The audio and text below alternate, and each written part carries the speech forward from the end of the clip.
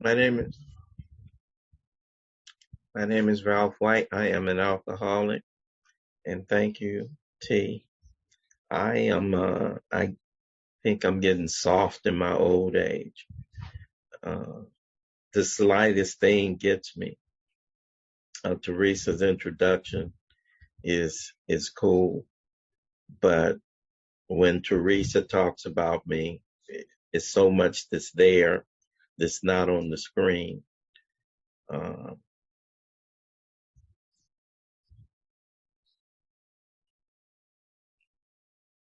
this takes me right out of where I thought we were going. My sobriety date is October 11th, 1986. Uh, and although I have been accustomed to pats on the back, I had even been accustomed sometimes to people looking up to me. I had been accustomed to hmm, some accolades uh, and Bill in his story talked about here was love, applause. I had had some of that as growing up, but uh, I had been pretty badly mangled by drugs and alcohol, and I was 33 when I got here, and I didn't know if I'd be welcome in anybody's life again.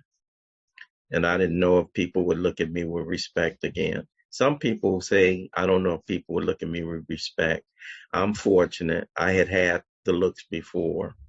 I and had tasted some, what I had, you know, toasted champagne. I remember when I uh, got admitted to UCLA, and I'm this kid off the block, first one from my neighborhood, and we toasted. And I remember Rodney's law school. We toasted. I remember, you know, I'd like to say I remember walking down the aisle with my first wife. I did. I was there. Uh, didn't quite make it all the way, uh, but I had some good moments. And uh, I'm late to alcoholism. I started drinking when I was 18 years old, and all that was associated with it in the 70s. I started really hard in the paint in 1971, and in 1971, 18 years old, major university, rolling with some fast crew, partying, and at the best clubs with the best people with the best crowd. I just knew by the time I was 30, man, not only would I have a lot of money, because I didn't grow up money chasing. I'm a kid of the 60s. I'm one of the ones as a kid, I selling Panther Party papers, and I'm gonna change my community, and I'm gonna be an asset to. I'm that guy. So I've always had a heart for people. So I wasn't really on the money chase, but I was on the I proved to the world I was important deal. And so I'm at this spot, man, and seems like I'm on the way. Seems like I'm on the way. But I got derailed by what derailed all of us that's sitting up in here. And so by 1986, everything I had once had was gone. And and uh, in in um, in the fear inventory, it talks about some of us once had great self-confidence. When it made us cocky, it was worse. I was a guy who had a lot of self-confidence. That's an interesting phrase, and sometimes we read a lot of stuff, but when you really think about it, sometimes what the hell does that mean? When it made us cocky, it was worse. you know, because for me, when it made me cocky, it was a false arrogance. And that idea of falling from this perch that was terrifying. Because people gonna know when you really know me, it's gonna activate I got two primary fears, you guys. One is what I think you think about me. It's a driver. You know, it causes me to try to be somebody I'm not, do things I can't do, you know, and the other one, which is the big one, is if you really know me, you won't like me. That's a hell of a fear, fellas. Because when you get married and you say I do, and you can be, you know, you can present when you at the club and when you picking up the tab and when you do the check, but for her to see me every day, you're gonna find out I bounce checks. You're gonna find out that I let you down sometimes. You're gonna find out I ain't the super. You're gonna find out all the stuff I don't want you to find out. You're gonna live with me. I can kind of pull it off through a time. So that idea, that driver, you know, if you really know me, you won't like me. What this got to do with alcoholism, and really, Mr. White, what does that have to do with my program of recovery, Mr. Newcomer that's on here, you might ask? Well, I came in here 33 years old with the gorilla on and I wanted to get the gorilla off my back and out the neighborhood because I got a cold gorilla. You know, I got one of them gorillas that he ain't playing. He ain't tapping lightly. You know, I got one of them. And so it was really, really easy for me to do a first step. You know, it was that one. And I know, you know, hardcore sponsors on here, you'd be like, make sure they really have a firm understanding. If ass is tapped like mine was, now later on, I got enough understanding to be able to communicate it with people and to talk about it with people. But I had when I entered the Harbor Light, October the 13th of 1986, I was done. I was goose cooked, done deal. I'm open. You know what makes a good sponsor? A willing sponsee. Anybody on here could have sponsored me that October in 1986. You might not have continued to sponsor me, but at the very beginning, because what's required in that kind of relationship is not it's the sponsee. I ain't getting low. I'm not, no, ask what. So you know what I'm saying? So I go in there, so you propel me now into that second step. I mean, there was some stuff I needed to find out about that first, but I had my own experience because I had come here before and I thought I wasn't an alcoholic. So when I went back out, I got a firm understanding of my condition. So when I came back, man, I was right for Alcoholics Anonymous. Propelled me to the second step. Had already been a church guy, had already been one that grew up with that, stories, myths, fables. I didn't know that you guys had ripened me for what's waiting on me. I used to think that the church was stories, myths, and fables, and it is. So is Alcoholics Anonymous at its best. At our best, we're storytellers. At our best, spiritual experience is transmitted through story, not through. I know we got some good workshop givers up in here. We got some good seminar givers up in here. We got some people who can quote chapter, verse, line, page. We got all that. I've been that and the rest of that. But at best, spiritual experience is transmitted stories. You know, look at Ali, know what he was. Look at him now. Then the guy that's telling the story ain't the guy that's telling the story. You'd be like, damn. When the guy that's in the story ain't the guy that's telling the story, that's powerful. That's powerful. That ain't, let's sit down and go. We go through that. I'm not discounting that. But the most powerful thing for a 33-year-old guy like me was to see a guy like Calvin or a guy like Rodney or a guy like Mickey, and it's important to present, and they present like grown men. They present like men I want to be like, but they talk about a guy that I was like, or that I was at the time that I'm listening to him, and I'm like, wait a minute. What's right with this picture? That the guy telling the story ain't the guy in the story. Wow, that's a power. So I did that, and it made me interested. This whole deal that we own for the rest of it, that third step.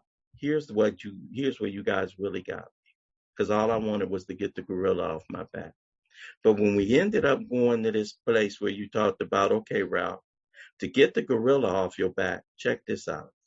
The same power and the same process that's going to get the gorilla out the neighborhood is the same power and the same process that's going to let your little girl look at you with respect. The same power and the same process that's going to get the gorilla off your back is the same power and the same process that's going to let you sit up at the parent-teacher conference this time along with her mama. The same power and the same process that get the gorilla off the neighborhood is the same power and the same process that's going to let you be at the table with mama on Thanksgiving and Christmas. What? I get it all doing the same stuff.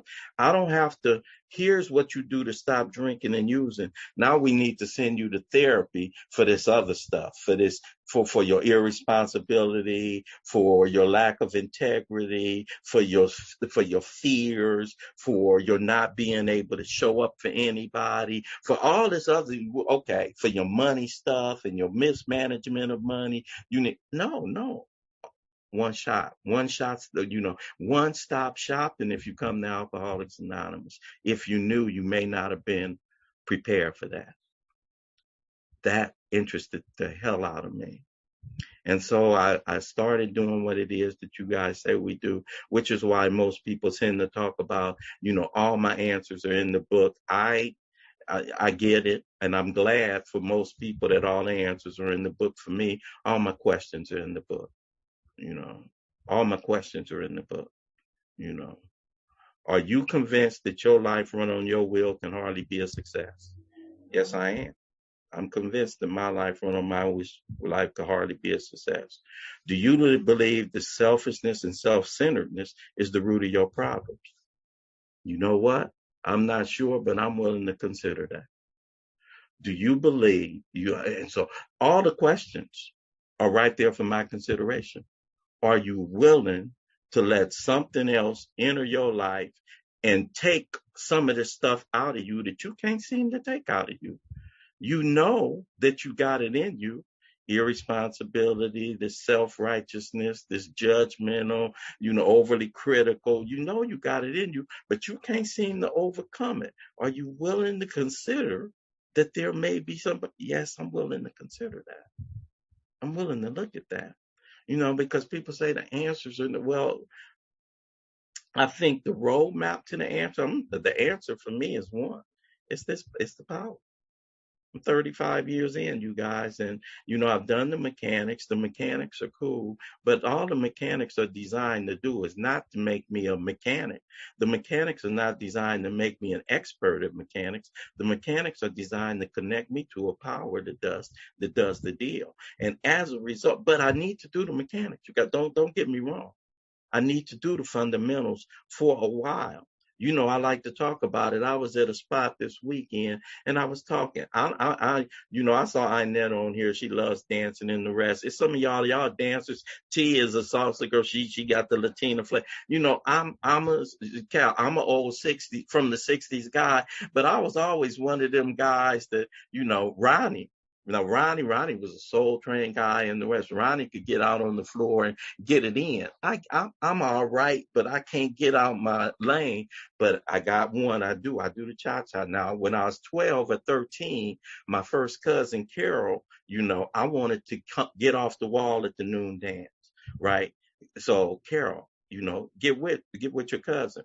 So me and my first cousin, 1, 2, cha-cha-cha, back to, and I would look at her and I would follow her and I would really be conscious of 1, 2, ba, ba, ba, back. And I did that. I was 12 or 13 years old. When I was 16 years old, Kuna, I was able to I have to count it out in my head. I was kind of like, it had kind of been integrated in. I was in it. I'm 68 now. If you catch me, any of y'all, if you happen to catch me somewhere, I ain't out dancing that many times. If you catch me, you'll catch me doing that. And you'll see me not only doing that, you'll see me spin, you'll see me twirl, you'll see me walk away from my partner, me and Lester usually doing it. You'll see me turn my back. You might even see me misstep and I get right back in because I did the fundamentals so long that now it's mine. It ain't gonna be yours without the fundamentals. You know, some of y'all might be musicians, and if you played the drums at first, you gotta really pay attention, or if you pluck it. But after a while, it's improvisation. It's yours. It's the spiritual life and the spiritual walk is now. It's personal and it fits me. Mine ain't for, and it fits me. I used to wonder why Sandy Beach and Tom later on, they would very seldom be in their story and they wouldn't do a lot of talking because they had already done all of it. Okay, it's God, period. So, Ralph, what is this deal we talking about on page 104, as a result of doing the dance enough, you guys? Because I don't care how good you get at mechanics. I say it, and I say it often, don't let learning get in the way of seeking. Ali, you with me? Don't let learning get in the way of seeking. I don't care how well I know the book. I don't care how well I know the pages and the page numbers. In fact, that's got a little pitfall for Ralph, not for everybody. Because when I get it down like that, I don't need to go. I don't need to look for nothing fresh. I got this. My job right now is to just sit one-on-one, with somebody else and tell them how it needs to be for them. That's the last thing you need from me. My job is to introduce you not to my manager, to your manager. Not to my manager, to your manager, and get out the way, and get out the way and let you dance, because that one right there, that dance, but it's from falling, it's from stumbling, it's from falling. The reason I talk about this and the reason I went to 104 at the bottom, we read an excerpt. That whole paragraph goes something like this. In AA, we have found that the actual good results of prayer are beyond question. So we're talking about this business of prayer, you guys. And that business of prayer really in the 11th step, which is why this meeting, I think, has been successful so long, it covers two, it's got this threefold net or web that is weaving: self-examination, prayer, and meditation. And you guys have been talking about that for a couple of years. Interestingly, you can't exhaust it. You can't exhaust it. I do a workshop and I've been doing it now for 30, probably we started in 87. So we've been going at it strong, 35. And people say, why do you keep opening the doors to that big book workshop? Why do you guys keep going through that? Why? It seemed like at a certain point. And I used to think about that and consider it until I listen sometimes, especially now in the pandemic. And I listen on Sunday mornings and on Monday night and on Thursday night to my mom in the next room. And my mom is in the next room in Bible study. Same Bible. She 92. I've been looking at this big book for about 35 years, 34 years with a group, 35 years with a group. My mom has been going to this Bible study about 80 something. Still fresh, still alive, still something new. She's still green. Don't let learning get in the way of seeking. Because I know my mama know, right? Don't let learning get in the way of seeking. So this business of prayer, you guys, Ralph, why are you talking about? In AA, we have found the actual good results of prayer are beyond question. They are matters of knowledge and experience. Young Turks, I know I see some of y'all on here. You might have even said it out your mouth. It ain't the quantity of sobriety, it's the quality of sobriety I'm after. That is a well-intentioned statement. It is also the right statement to make if all you got is that. And it ain't nothing wrong with that being all you got. When you're a rookie, Magic Johnson had quality. Took the Lakers to a championship. Quality. Wasn't nothing wrong with that. I'm not diminishing or demeaning that. Don't discount. I know, and the wrong word is quantity. Experience. Experience. Experience. I used to tell my daughter, any of y'all that's got teenagers, when they're about 16, they know everything. And I used to have to tell my stepson, you ain't been 45, you ain't been 50. I have been 16. But this business of these are matters of knowledge and experience. So this business of prayer, I'm gonna share with you guys about in these next couple of minutes. I'm talking about things I know. I'm not gonna read about it. I'm not gonna read you what the instructions are. I'm going to take you to a journey of what 35 years of prayer looks like. I'm not going to focus that much on meditation, though I probably will focus on it. The actual results of prayer. All those who have persisted have found strength, not ordinarily their own.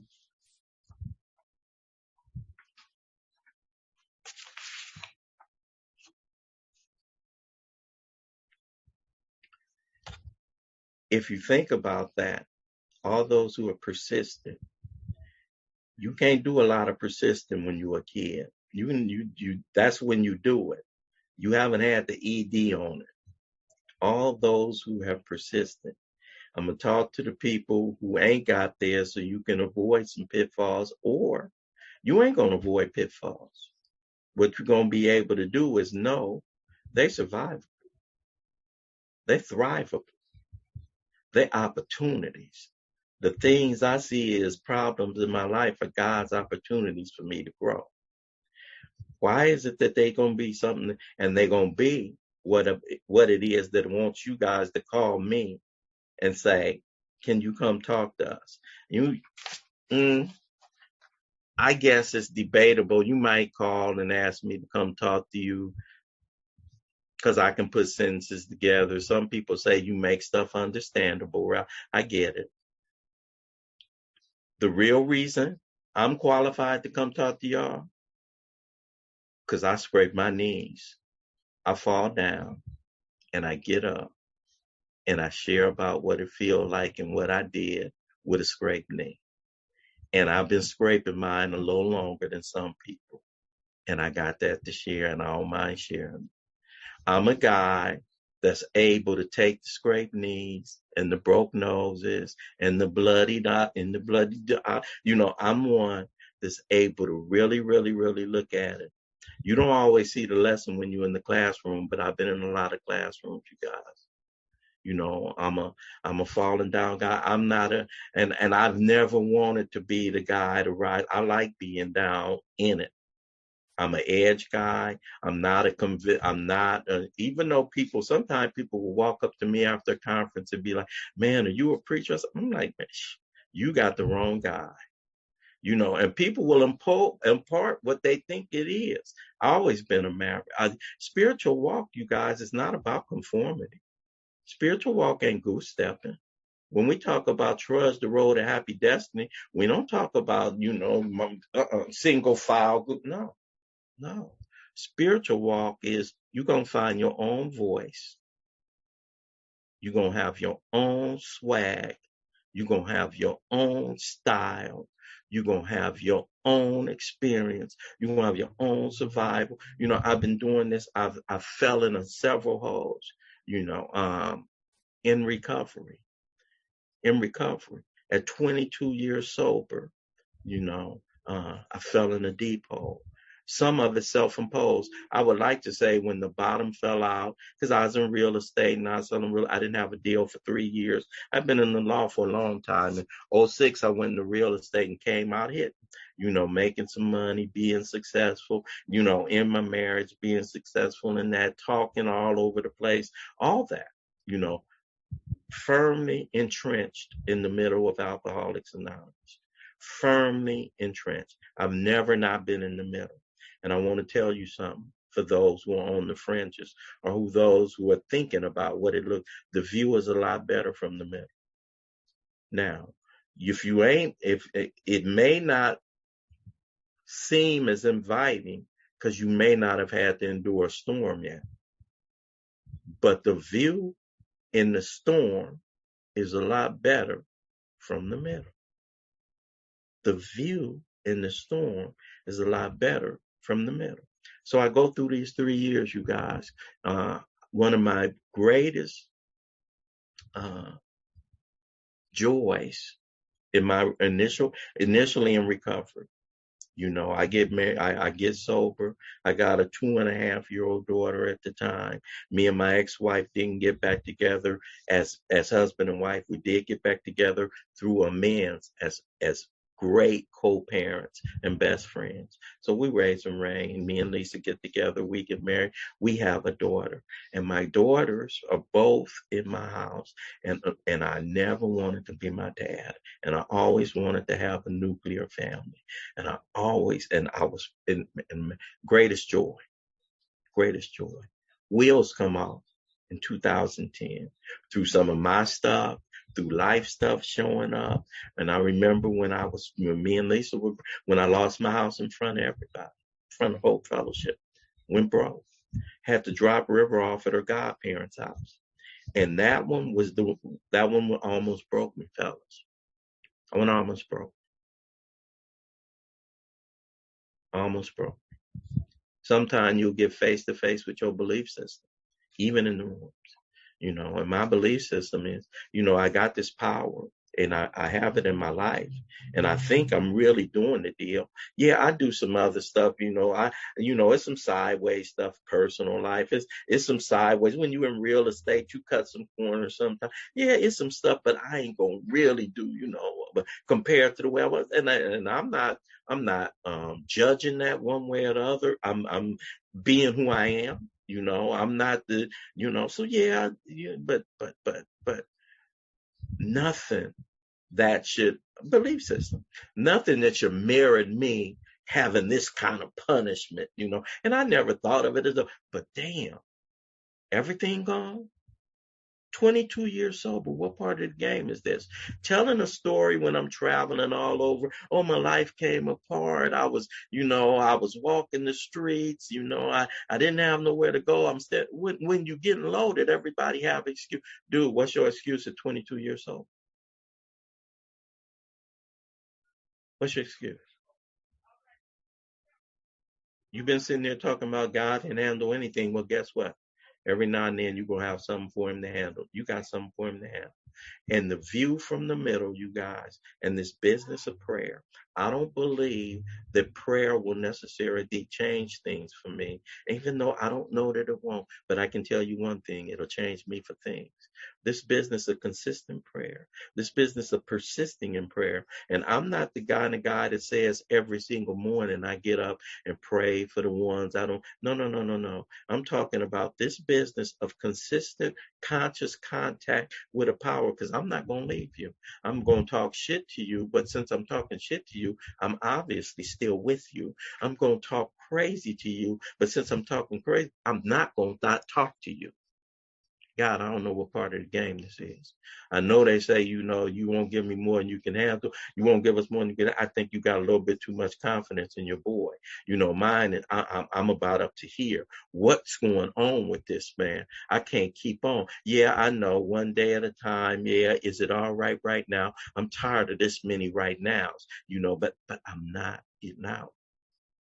I don't leave my third step decision, you guys, if you persist. So I'm talking about things I know as a kid and as a youngster and as a rookie. And when I'm green in recovery, I'm sharing about it. Yeah, God is everything and he is not. I'm sharing about it hopefully, and I'm sharing about it optimistically, and I'm sharing about it academically because it's in the literature. But I hadn't had one of those situations of God have to be everything because I ain't nothing. And I went through and I was willing to ride it. I was willing to ride it out. I was willing. Me and T were over in a group of us over there. I was in the UK. I had $32 in my pocket. That was my network. That was my entire network.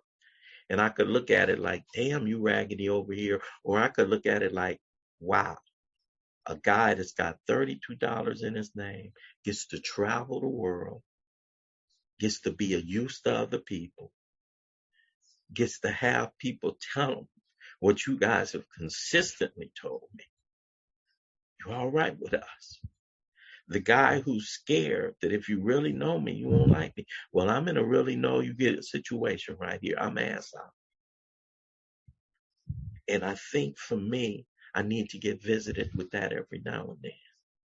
It's the only way I get a guy like me who is plagued with if you really know me, you won't like me. Have to operate against that and let you really know me anyway when I'm ugly, when it's bad, when I'm short, and you guys, you do for me what you do for me. I think that's the only way that could happen. The things I see as problems in my life are God's opportunities for me to grow. Come out the other end of the shoe. Now I got something for a youngster when he sit down and talk to me. Dude, I don't care what you face. If you face it in here with us, I'm not talking about things I'm speculating. I'm talking about things I know. I've stood in the fire and I've stood in the storm. I was at this past weekend, man, I'm 68 years old, not a cloud on the horizon. You know, when we talk about this business of 6 and 7, which is tied inextricably to 10 and 11. You know, 6 and 7 is what keeps pushing me in the, you know, when I'm in my 11, and I'm pausing when agitated. What's that telling me? I got a flare up of some defects of character. Right there. Some defects of flaring, you know, and generally speaking, my defect is really is fear. Drives my train, man. I got knocked off, you know, I got knocked off my perch twice in the pandemic. And I'm in the middle of a good life, you guys. You know, and so when this last thing happened, and it felt to me, if we go to 105, it talks about almost any experienced AA will tell how his affairs have taken remarkable and unexpected turns for the better as he tried to improve his conscious contact with God. Wait. If you sideways with your girl, if you sideways with your guy, if you out of sorts with your kids, if your boss is tripping, inclination is, why don't I try to do something to influence that relationship? I'm a right, and I'm a right with the intention of going to them and writing this thing with them, even an 8 and 9, and all that is good. But here's the deal, Ralph. My affairs will take a remarkable and unexpected turn as I improve my conscious contact with. I'm trying to talk her into seeing it my way. I'm trying to talk them off the ledge. Wait. Ralph, your job is holler at your manager. Holler, stay in touch with that one, the spin care, really. Because I'm going to also report to you guys. This is talking about Ralph right now. When it says he will also report out of every season of grief and suffering, when the hand of God seemed heavy or even unjust.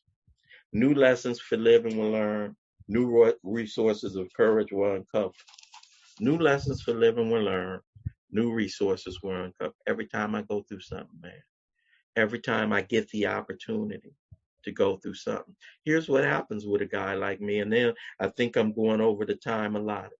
Here's what happens with a guy like me when I get up against the wall. When I get up against the wall, Lars, what happens for me is the only minor surgery is surgery on somebody else. So I work with a lot of y'all. A lot of y'all call me. A lot of people say it. And especially if you're talking about your girl or your guy, and I'm sitting outside of it, man, that's going to pass. You're making a little bit too much out of it. I think every now and then I need a gut shot, because what a gut shot does for you is it reminds you that the only minor surgery is surgery on somebody else. Ralph, here's what they feel like. You need a reminder every now and then, because it'll increase your effectiveness, and you won't minimize what folk are going through because you ain't had the experience in a long time. You tend to minimize it because your experience is no, dude. And what I get the most, you guys, what I like the most, what gives me the most joy, this long term, and I'm saying, y'all, y'all. Me and Ali sat down and we talked, and the reason I could talk to you, Ali, about marriage when marriage seems like maybe is shaky, because I'm a shaky marriage kind of guy sometimes. Any of y'all that want to holler at me about, wait a minute, Ralph, what happened? Because I'm that guy. But I'm the guy that'll go through it with God. I could, and I say it sometimes, and it ain't original from me. I steal it from Franklin Williams, old AA. I can run out of money. I can run out of friends. I can run out of hope, but I can't run out of God. This business of prayer. This business of prayer. I can't run out of God. And so I was thinking maybe I wasn't going to feel 40. I feel, I think it's time for me to stop. Because I'm going to talk some more if we have some questions. And if we don't, I'll make up some questions for my damn self. Because this business of prayer, it's powerful, and it's DNA remapping. When I consistently go to this power, I don't know that what it's doing for me. Don't worry about whether or not the prayer is going to change things. It's changing me for things.